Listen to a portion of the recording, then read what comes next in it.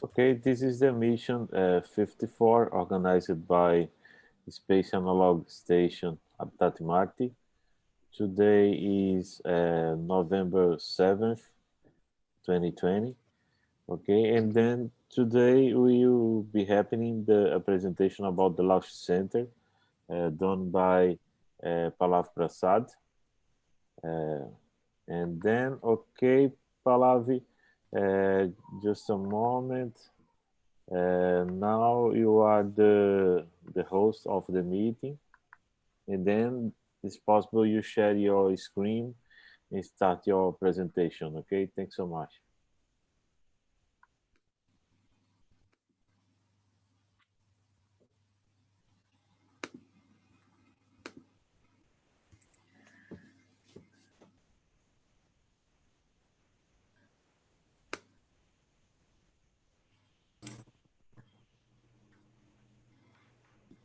So, hello, good morning, good soul, everyone.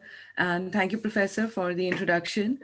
This is Mission 44, which is based on propellant production in Mars in Habitat Mate.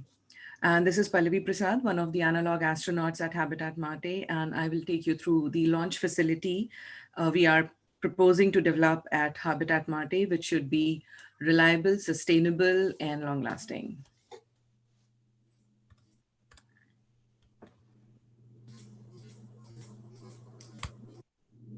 So this proposal basically covers these main highlights, where first we'll discuss about the possible design concept of the launch facility, the geology of Mars, a little bit about about the radiation impacts and all, so that we can understand how the landing and launching site could be decided, the technologies to build the habitat, and maybe we will talk about all the rockets and propellants, landing and launching everything, and what kind of technologies we will require, the launch or spaceport infrastructure, the functionalities and facilities these spaceports should include, the resources required to run the facility, and finally we'll discuss about the some operations and maintenance protocols along with life support systems. So going on, first of all, about the possible design concept. So in this, I have categorized three main areas. Three main areas are considered like geology, technology, and launch infrastructure, spaceport. So geology, basically we will talk about the landing and launching sites and about the kind of mineral we will require. Technology part, we actually what we need for the development of launch facility, like how water and oxygen can be produced at Mars, rocket propellants, what kind of rocket propellants are required, and how we will develop it at Mars, rockets, the entry, descent, and landing. We will understand that what it takes for the EDL part and what kind of technology we will need. Say, third, the launch system, about robots, and finally, to run all of these, the power requirement to run all of these technology we will talk about, and what kind of power technology we will require. For the launch infrastructure spaceport, we will discuss about its design and architecture and kind of the type of design we have considered. We may consider basically, and if that can provide enough radiation shielding or not, the facilities it should hold, and what kind of facilities the launch facility in particular will have, and about finally about its operations and maintenance. So talking first about the geology part, what we have seen from the past missions, that most of the Martian missions were around plus minus 30-degree latitude of the equator, for a simple reason that it needs sunlight to run the uh, to work and to run the rovers and the spacecraft.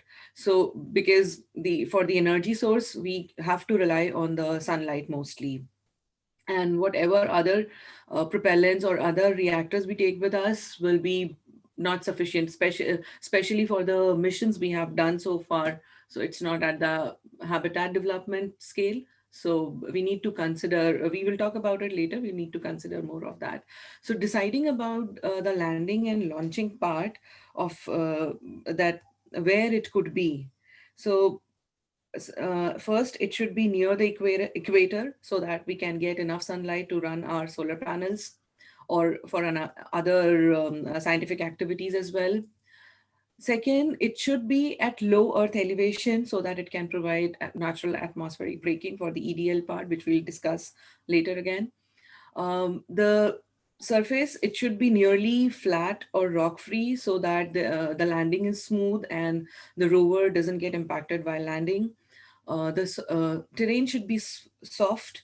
The one of the reason is first it will support landing, smooth landing. Second, if in future if we want to do any kind of scientific activities, so the terrain and the flat surface will support that. And in the end, we also need to have it should be in close proximity to the other facilities so that transport between and communication between other facilities and launch pad and launch facility should be maintained. So thinking about that, what we have that where could be the future Mars mission, I can see that okay, it will be within plus minus 30-degree latitude of the equator.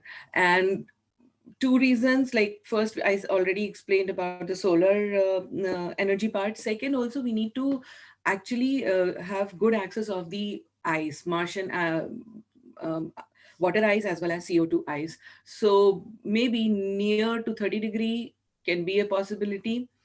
So moving next, I will just like to show you that how the landing and launching takes place and what are the deciding factors for it.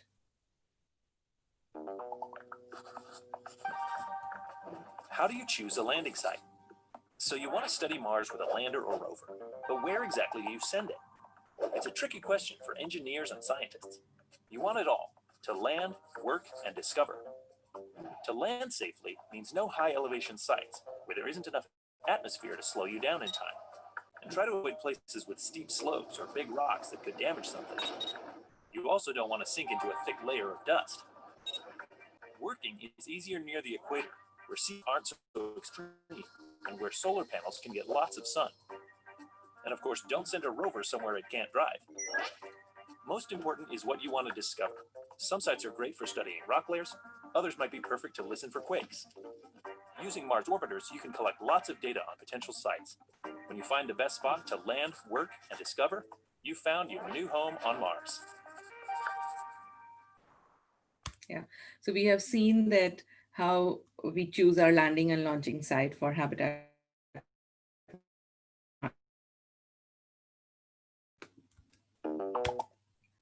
So moving next, we have to talk about the kind of minerals we require. So in this proposal, I have only considered magnesium, hydrogen, methane, and oxygen, obviously. So other than hydrogen, methane, oxygen development in Mars, we actually see that magnesium can be of greater help. First, it can be a good propellant for our rockets because for a simple reason that it ignites easily. Now, how do we extract it? So to extract magnesium, we have come up with a supercritical carbon dioxide, which acts as a solvent. So magnesium is can be dissolved in supercritical carbon dioxide, and then we can separate magnesium from the this supercritical fluid. So then what we see that magnesium can be of great help and it can be of great use, and its extraction can be actually explored. Now, second, which mineral, which element we require? It is hydrogen. Hydrogen for a simple reason that we can, for water and for all other activities, for water ice especially. So how do we extract it? So hydrogen can also be, there is a possibility that it can also be extracted from the, using the supercritical carbon dioxide. And when there were studies in which it has been found that the rocks contain some hydrogen. So when these rocks are actually submerged into supercritical carbon dioxide, the CO2 the carbon in the CO2 becomes fixed in the rock and leaving the oxygen free to find another partner, which is actually hydrogen. And when it is free, then it can definitely find its partner, hydrogen, and water can be kicked out.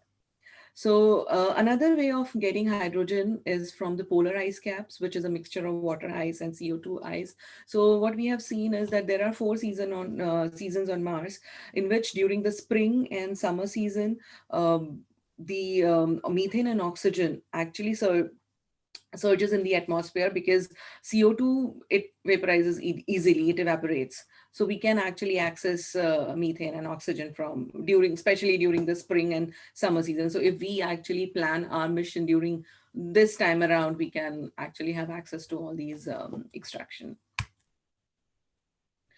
Now, we'll move to the technology part. So we have just talked about the supercritical carbon dioxide. So what we need is in situ development of oxygen and water. And for that, I have explained that supercritical carbon dioxide can be of great use because it is a great solvent. So how do we, what is supercritical carbon dioxide? So it is carbon dioxide when actually compressed at 73 atmospheric pressure and up to 31 degree Celsius temperature, it becomes a supercritical fluid. And at this point, it becomes a very good solvent. And like I said, it can dissolve many of the elements, and then the extraction can be possible. So this is one of the technology we can think of. And there are other industrial experiments which are going on Earth as well, and it can be as a green alternative, also can be used as an on Earth. And this image, we can see that this is an experimental setup for the development of supercritical carbon dioxide, which is this is sourced from University of Leeds. Now, another important part is how do we develop oxygen? So the technology required is definitely an oxygen generator, which we know that is going to be an experiment in a MOXIE experiment on which is on the way through on the Perseverance mission. And the POC will happen. We'll see that if we are able to develop oxygen or extract enough oxygen from the Martian atmosphere, then of course we can scale it up and can build it up for our launch facility. For the and third part, what we need, the requirement of oxygen. So this MOXIE experiment actually can, for a 4 crew member, actually 25 liters of oxygen will be required. And yeah, at the moment, and I think it can be sufficient to do that. And for the oxygen production requirement, that is going to be 660 liters per day per human being. So we need to scale up this experiment to this level. Now, another kind of technology, what we require is for the rocket propellants and the rockets. So for the would be the supercritical carbon dioxide when it extract magnesium, like I said, and magnesium and hydrogen, that can be a good, that can act as a good propellant, but most viable option could be liquid oxygen, liquid hydrogen, and liquid methane. The reason is it has good ISP. And to sustain and to support all these propellant requirements, we definitely need to have liquid propellant rockets. So in my next presentation, I'll talk about in detail about the propellant production on Mars, as well as the kind of rocket required, which mostly could be a Starship. So we will talk in my next presentation. Before that, I will just take you through that how we land and we go to Mars. So this is also one important aspect to understand, to develop a technology to develop a technology for the setup of a habitat on Mars. So we have to scale up to that level, but first we need to understand that how do we get to Mars. So this is just a quick video again from NASA JPL, which is very interesting to understand.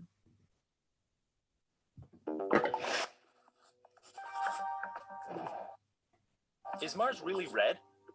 When you see Mars in the night sky, it definitely has a reddish tint to it. People have been noticing that for a long time. Even the ancient Egyptians called Mars the Red One. So where does that redness come from? Well, a lot of rocks on Mars are full of iron, and when they're exposed to the great outdoors, they oxidize and turn reddish, the same way an old bike left out in the yard gets all rusty. When rusty dust from those rocks gets kicked up in the atmosphere, it makes the Martian sky look pink. From a long way away, the whole planet looks kind of reddish. But if you get a close-up view with an orbiter, lander, or rover, you'll see that a lot of Mars is actually more of a butterscotch color. Depending on what minerals are around, some landscapes can be more golden, brown, tan, or even a little greenish. So in fact, there are a lot of different colors on what we call the red planet.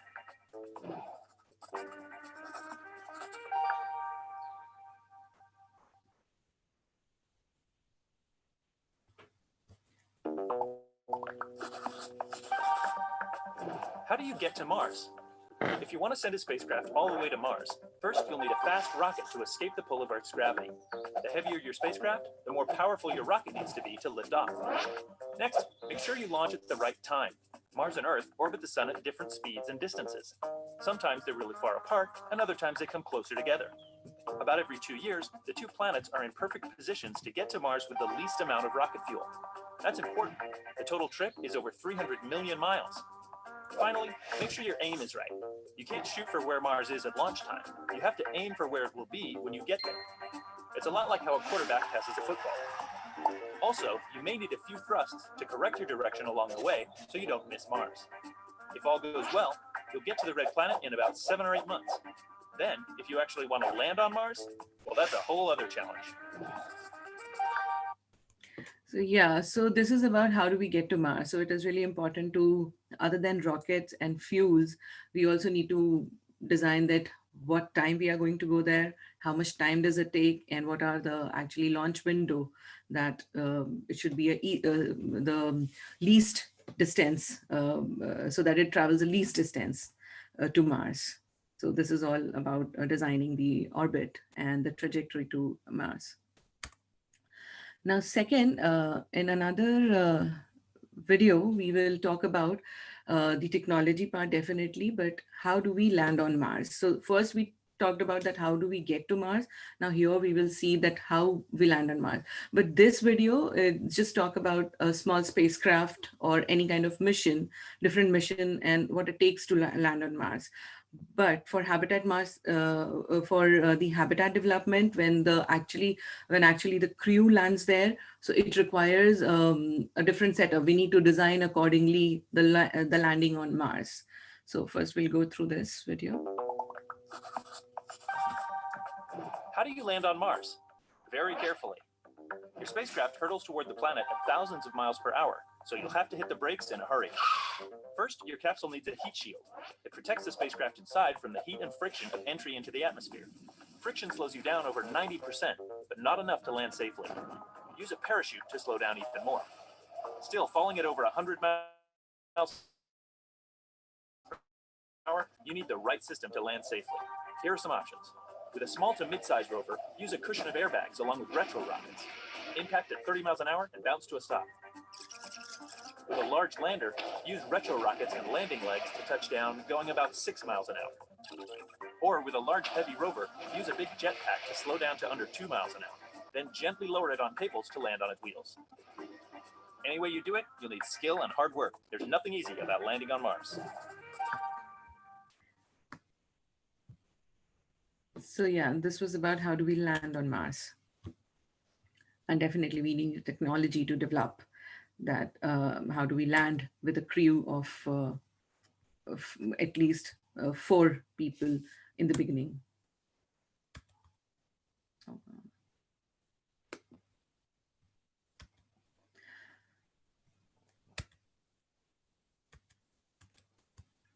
All right, sorry.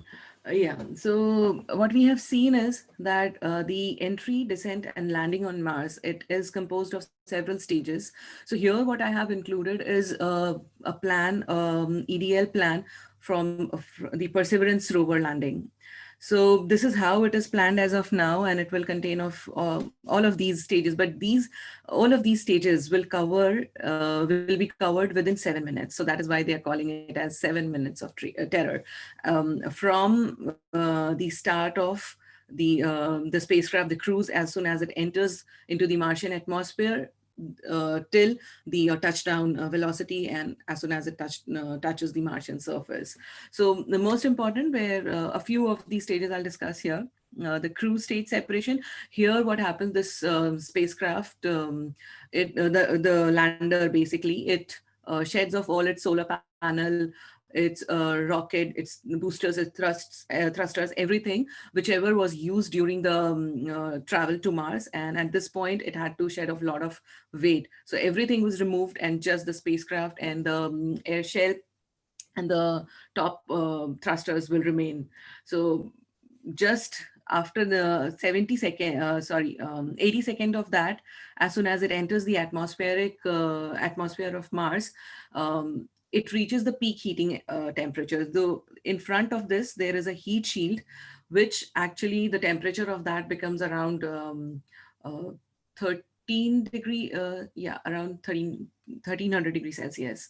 And inside that, the rover is situated, and a thruster on top of that. So, but those are designed in such a way that it maintains the room temperature. It is not, that is the power of this heat shield, which it protects it from. So once it goes through the atmosphere at this stage, the parachute, when the velocity is reduced, then the parachutes are deployed, and once the parachutes are deployed, then it started slowing down. Once it slows down, then ultimately finally at the end, the parachutes are also removed, and then the small thrust is required for the smooth landing on the Martian surface. So this is how it is going to take place. So accordingly, we also need to design the EDL for the Martian habitat with a crew of astronauts. Now, the next part of the technology is we just talked about the landing on Mars, but we also have to take care of the launch from Mars. So launch from Mars, it should have three main aspects. First, it should have a launch pad from where the launch can happen, and Mars ascent vehicle. So here in this image, you can see this is the Mars ascent vehicle, a small rocket, and the it will composed of a small payload. And in our case, it should be a crewed payload, so which will take off, lift off from the Martian surface. And also, we don't see that this Mars ascent vehicle will be sufficient enough or capable of reaching to Earth. So what we need is an intermediate spacecraft or an orbiter which can take the crew home. So what we are planning from, definitely this concept is taken from ExoMars mission, which for which the work is going on. And this is a sample return mission from which we have taken this concept, that probably the same kind of technique we need to apply for and to bring back crew home safely. So this is the lander from where the liftoff will happen. This will be the MAV, the Mars ascent vehicle, and then in between it will meet the orbiter, and from there it will be brought home. So I'll show you again a small 2 minutes video, which will actually explain what we are planning about the ESA's ExoMars mission and how it will actually take place. I'm not sure if we are able to see the video. Let me try. Yeah.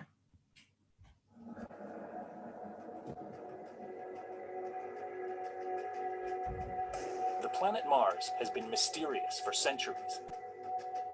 But over the past few decades, a fleet of orbiting and landed spacecraft has greatly advanced our understanding of it.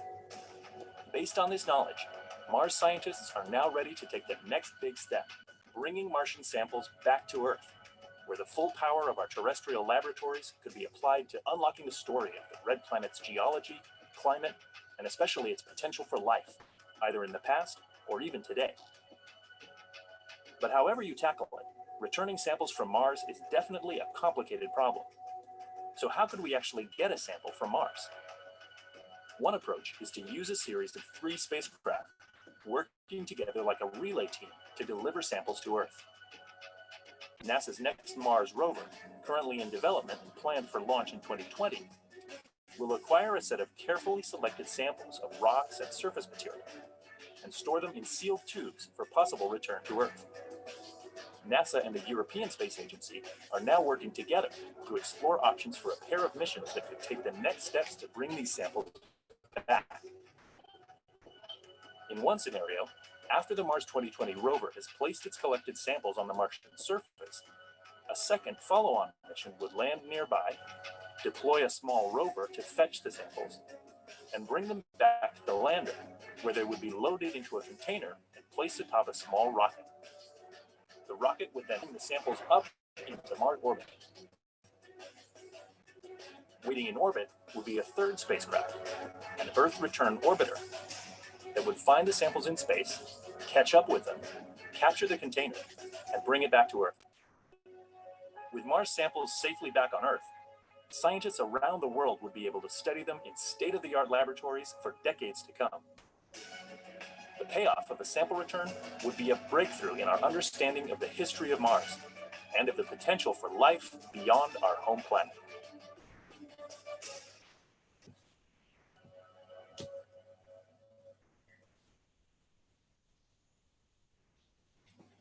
Yeah, so this was about a sample return mission which NASA and ESA are planning together. So this is this was a sample return mission. What we have to scale it up to bring back the humans on Mars. So accordingly, we need the technology to develop it. We need to think through it. We need that amount of propellant, and of course, and not only the orbiter. So here they have shown that from the orbiter, it will come back to Earth. But we can also think about that the humans, the astronauts from the orbiter can actually come to ISS if possible, and then from there to Earth. So that can also be an option, depending upon what amount of propellant we are left with in the in our rockets.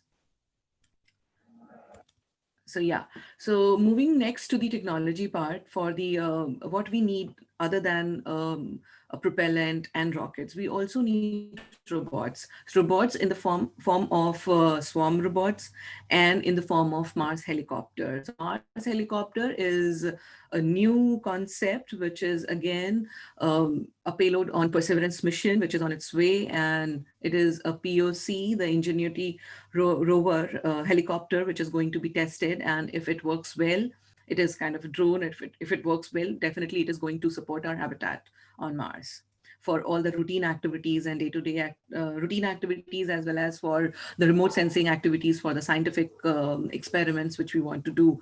Because Martian land is not the only, the terrain we are not aware of very well, that where what can happen there. It would be completely unexpected. So we go through the airway and get our work done.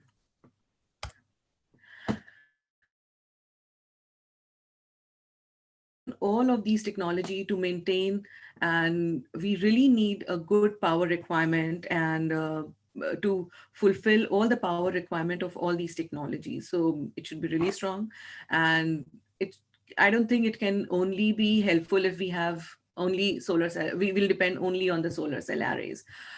We need to actually harness the other energy sources which can be available at Mars. So it should be a hybrid technology with wind, solar arrays, nuclear reactor, everything all together. And for the spacecraft in particular, we need to use MMRTGs. So the reason of using MMRTGs are that it has long life, and it can be sustained for more number of years. So here I have just shown a comparison of power versus storage for all kind of energy sources we have available. So for all these missions beyond, for outer planets mission, we actually use radioisotopic thermal generators, which is MMRTGs, which contains plutonium as a power source, and it can last for more than 7 to 10 years. So even if, so with small amount of it, we can have a long sustainability, and we can use it for all our purposes other than power solar cell. And I know that I have seen that other presentations of Habitat Marte, where we have talked about power requirements of kilopower and solar farms and everything. So definitely that is going to help the entire launch facility development. Now we'll move to the launch and spaceport infrastructure part. For this, I have taken this concept from a previous mission of Habitat Marte, mission 47, in which the other analog astronaut, Yash Rathore, he had come up with a master plan or a good idea about that how all the habitat, all the facilities on habitat will be located. So which I can see goes well with my proposal, where we need to have here, if the launch center is, then it should be a little away from all other facilities at the habitat, but as well as it should be well linked or integrated with other facilities, for example, power station, sanitation, engineering facility in particular. So I can see it is well connected. And at the launch center also, it should be, there should be a launch pad, but again, it should be quite away from the launch center and other facilities, which again, I can see that here in this visual, it is shown that it is away from the launch center. But as well as we need to take care of that, it should be in close proximity as well, because during the flight, during the launch, again from Martian surface, we need to move a lot of payloads, equipments, we need to do a lot of other activities. And moving from launch center to launch pad should be smooth and in the reachable limits as well, so that we can do launching on time and it can be smooth and we do not miss any of the activities before launch. Now, for the design and architecture concept of it, I have actually considered the ICE-HOME concept, which was given by Mars ICE-HOME Clouds Architecture Office. And this research was actually done along with NASA's Langley's Research Center, in which they have come up with this ICE-HOME concept, in which we use water ice as well as carbon dioxide in the atmosphere, because that is the most abundant there and that is the most viable option to use it. So we need to use carbon dioxide as much as possible for our purpose. So in this, the beauty of this habitat is that it holds all kind of all facilities inside it. It has greenhouse facility. It can have all the repair and maintenance section. It can have libraries and astronaut quarters, everything. So talking about the repair and maintenance section in this, in these kind of ICE-HOMEs, the benefit would be the astronauts would not actually leave these ICE-HOMEs all the time and put on their astronaut suits to go out and work on the maintenance part. Rather, they can bring the robots in and easily work on the repair and maintenance part. So coming to the design part of it, the architecture part of it. So here you will see that these areas are filled with water ice. And these areas are filled with carbon dioxide. So two benefits of that: water ice provides a very good shield from the harmful radiation of solar and cosmic radiation. So we can have all radiation shielding available there. And carbon dioxide helps in providing an insulation layer along with the water ice. And also it helps in maintaining the pressure inside the homes at a normal temperature, so that the humans can survive and sustain. Now, about the functionalities of the launch port the launch and, or we call it spaceport. So what I can think of that these six main area, it should include these six main areas wherein it should hold all these functionalities. Like first, the arrival and unloading and transport of all the launch vehicle elements can happen. There should be a separate section for this. Like I said, before the launch of, we need to assemble all the vehicles and payloads. So we need to have a separate section for that. So the launch facility should actually hold all these functionalities. Now, third, we need the loading of the launch vehicle before the takeoff, with the propellants and gases and battery, we need to check on the batteries, and we need to load it. So all these activities are separate and can happen, should happen before the launch, and should a separate facility for that, so that it is in check. And now the fourth part is the assembly of the payloads on the launch vehicle. Fifth is the transport of the assembled launch vehicle, including the payloads to the launch pad. That is the reason I said it should be in the close proximity from the launch pad should be in the close proximity from the launch facility, so that the transport is possible. Now, in the end, it should be accessible to the all other areas I have just mentioned for last minute checks and all the preparatory activities. Now, about talking about the facilities, this kind of setup I have come up with, this image is just for representation purpose. Definitely, we can go back to Yash Rathod and ask him to design it in a better way. But if this is a launch facility, so here what it should hold, it can actually have astronaut quarters if we want for the launch facility part. Uh, it should have one launch integration building, the activity we have seen in earlier slide, the final assembly building, the launch pad from where the takeoff and landing will happen. The launch facility should also have another section, the dockyard repair maintenance part, where the maintenance of swarm robots, or in this case, the drones or the helicopters can happen. But like I said, it can also be happen if we are using the isomes or any kind of other the design. We can also take it inside, and we can think of the feasibility of taking all the maintenance work inside the homes and can work on that, so that we should at least use our astronaut suits. Now, it should also have a data communication center, so that we can, which should be primarily focused on the communicating between Earth and Mars, and also communication between all the swarm robots or the helicopters when it is at work. And not only that, the data communication center also should be focused on the monitoring of all the sensors and relays, everything installed everywhere. Now, the central part of the launch facility can actually hold office, gym, greenhouse, pantry, all of these areas, or we can share it with the main habitat or main center. And one most important part of the launch facility is that either it holds a laboratory or a fuel generation power station facility, or it share with the engineering section. We have seen that it is linked with engineering center, so that it can feed to all the requirement of launch facility and launch power requirement or launch fuel requirement. And for the control center of the launch section, we can either include launch main facility, where actually that can be of benefit.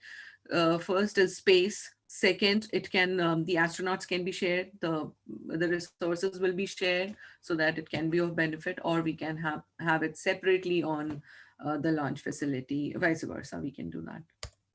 Now, thinking about how many resources are required, so I have actually designed it in the initial stage, a 4 crew member, along with the support of the swarm robots and the UAVs or the helicopters. So, like I said, one astronaut could be with a shared responsibility of main facility and launch facility. One astronaut would be required for the fuel center and can also look after launch activity as well, and the power requirement of it. And one astronaut, along with the swarm robots, uh, look after the maintenance and repair facilities, and another one for the looking after all the other activities of integration, assembly, and launch pad. So roles and responsibility, definitely we can think about it will be a shared responsibility, but we need to also have one accountable person. So it is actually accountability and responsibilities. Responsibilities can be shared, but accountability is like the person is completely responsible and accountable for those sections, so that it can lead, and there should not be any gaps in the work which we are planning to do. Now, coming to the operations and maintenance parts, I have categorized the operations activity into 5 main areas. One first is housekeeping, which will mostly about housekeeping of launch and associated facilities, the swarm robots and the rockets and all scientific instruments. So this is one of the important operational activity which need to take on daily or weekly or fortnightly basis, depending on how we are going to define it. Now, the communication part of it, the communication operations should hold all the telemetry reception, synchronization of the time signals, the video transmission to Earth and vice versa, or between the habitat, between the facilities, or between receiving all the signals from the robots or the helicopter for any kind of remote sensing activities or monitoring activities. Another one is in situ data analysis and control. This communication operation should hold the communication antenna maintenance and control, and setup of setting up a communication protocol between habitat, between facilities, and between Earth and Mars as well.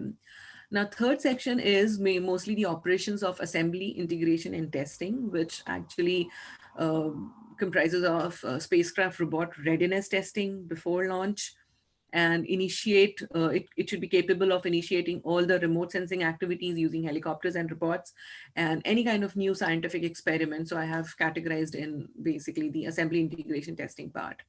Now, monitoring takes a lot of things. First of all, it should have all kind of health check and reporting for the sustainable or for the sustainability of the humans there.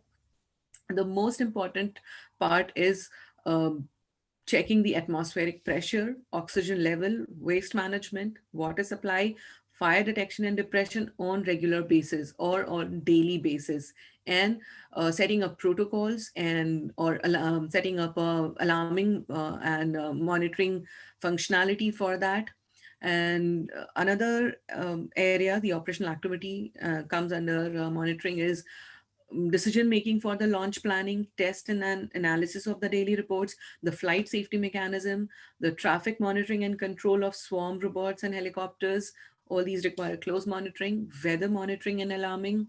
So once we are done with all of these kind of operational and maintenance activity, one most important thing which we have to deal with is the safety. Actually, it is the first one we have to deal with it, for which we need to have we need to develop and manage a life support system, which actually should be capable of dealing with the environmental monitoring, the atmospheric management, and water management.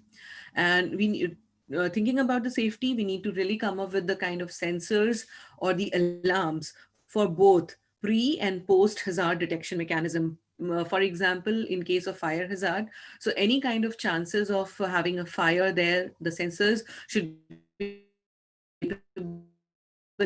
natural disasters also, it should be capable enough to detect it, and alarming system so that it alarms all the facility there for to take preventive action. So this is for preventive. For once post hazard, the sensors also should be capable enough to see whether the cleanup has happened immediately or properly or not, because humans alone cannot do everything and look after everything. We need to have a strong sensing mechanism available there. Other than that, for the safety thing, we need to have a protective clothing. The current astronaut suits which are available are not suitable enough to sustain the Martian environment. So we need to actually think through that what kind of astronaut suits will have, so that it can sustain the spacecraft environment during the travel to Mars, as well as after reaching there, it should be capable enough to sustain the Martian dust storms and any kind of fire hazards as well. So this is about the operations and maintenance. We'll look a little detail in the safety part about the life support system development. So in this section, I have just highlighted the architecture of the life support system, that what all areas or important blocks of this life support systems which we require to develop from the technology angle as well. So humans, we need for the sustainable development and to be to sustain humans. And it should actually have like water processor, the oxygen generator, carbon dioxide removal, trace containment control. All these areas, all these functions should be available. So currently this kind of technology and architecture development happens and for the ISS, but we need to expand, and the same considerations we need to take care of for the Martian habitat mission, and we need to scale up for that. Now, in the end, any facility cannot sustain on its own on silos. It need to be closely interlinked or integrated with other facilities. So for launch facilities especially, it should be closely linked or very well connected to power station, so that all the power requirements of the launch facilities are properly regulated, maintained, and without a delay, it is smooth. The operations is smooth. Another one is the launch center, control center. So which I have proposed that it is housed in main station. So it is closely linked to the main station as well. So all of these facilities also should support launch facility, launch pad, launch facility for its proper and accurate functioning. And then third one, which I can see, is the for the fuel generation and testing part of it. It should be closely integrated to the engineering facility.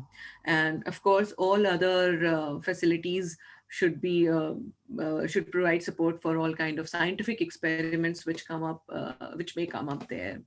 So this is about my presentation. This is about the launch facility, how we can think it can be planned and it can be smoothly operated, and we can have a sustainable life there, and humans can live there. So this is about my references, which I have gone through. If you wish, you can go through in detail. That's it. Thank you so much.